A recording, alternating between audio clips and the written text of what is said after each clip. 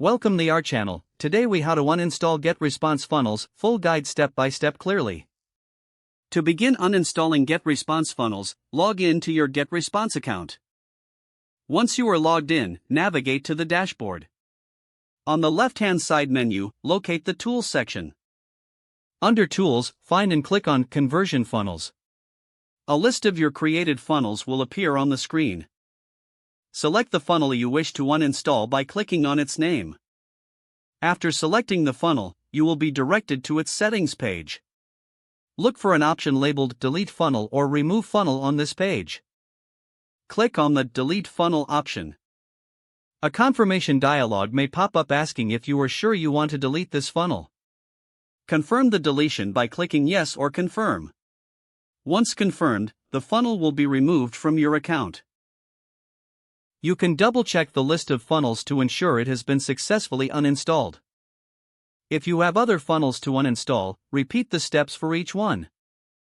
After completing the deletions, log out of your account if necessary. Your GetResponse funnels have now been successfully uninstalled. If the page does not load, refresh the browser or try again in a private or incognito window.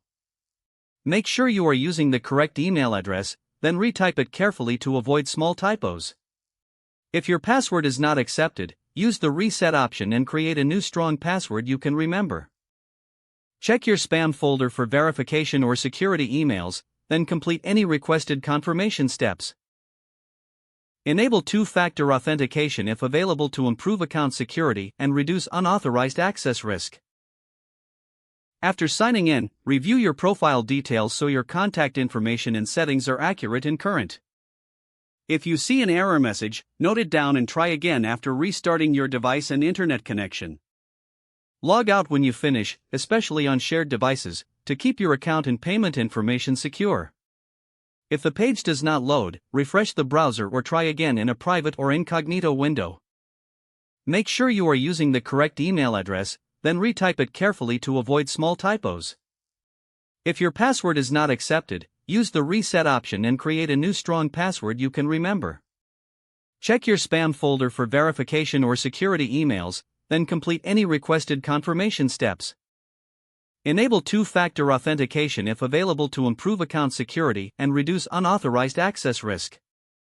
After signing in, review your profile details so your contact information and settings are accurate and current. Don't forget to like this video and subscribe to our channel for more step-by-step tech guides.